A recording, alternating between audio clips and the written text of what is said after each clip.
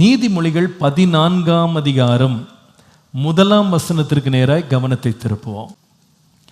புத்தியுள்ள ஸ்திரீ தன் வீட்டை கட்டுகிறாள், புத்தி இல்லாத ஸ்திரீயோ தன் கைகளினால் அதை இடித்து போடுகிறாள். வீடுகள் என்பது பைபிள்ல லிட்ரல் ஹவுஸ் அப்படின்னு மாத்திரம் எடுத்துக்கொள்ள முடியாது.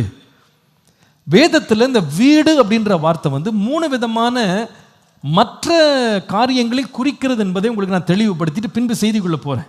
There are 3 other ways the Bible denotes what a house refers to. இந்த ஹவுஸ் எதை பற்றி பேசுனா, this house denotes our own body. நம்முடைய சரீரத்தை இந்த வீடு அடையாளப்படுத்துகிறது. 3வது என்ன வீடுனா, ஆவிக்குரிய வீடு. இந்த வீடு அப்படின்றது our spiritual life. 3வது இந்த வீடு அப்படின்றது நம்முடைய குடும்பத்தை குறிக்கிறது. இந்த 4 காரியத்தில் இன்னைக்கு ஒன்றை தான் பேச போறேன். அது என்னன்னா, சரீரமாகிய வீடு. நம்முடைய சரீரமாகிய வீட்டை கட்ட நீங்க ஆணா இருந்தாலும் பெண்ணா இருந்தாலும் ஒவ்வொருத்தருக்கும் நமக்கு ஞானம் தேவை. இந்த சரீரத்தை ஏதோ மாம்சம் நினைக்காதீங்க,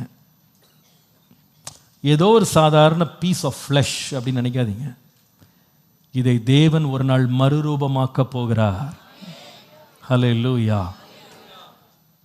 அப்போ நம்ம சரீரத்தை எவ்வளோ கேர்ஃபுல்லாக நம்ம பார்க்கணும். தம்பி தங்கச்சி, இன்னும் கொஞ்ச நாளில் நீங்கள் திரும்ப ஸ்கூலுக்கு போக போகிறீங்க. You going to go back to your college, your university, உங்கள் வேலை ஸ்தலத்துக்கு நீங்கள் போக போகிறீங்க. உலகத்தில் இருக்கவங்க எல்லாருமே தங்கள் சரீரத்தை வேறு மாதிரி பார்ப்பாங்க. அதை பலவிதமான இச்சைகள், பாவங்கள், ஆசாபாசங்கள், சிற்றின்பங்கள் இதெல்லாம் அனுபவிக்கிறதுக்குனே தன் சரீரத்தை கடவுள் உண்டாக்கி இருக்கிறார்ன்ற மாதிரி வாழ்வாங்க.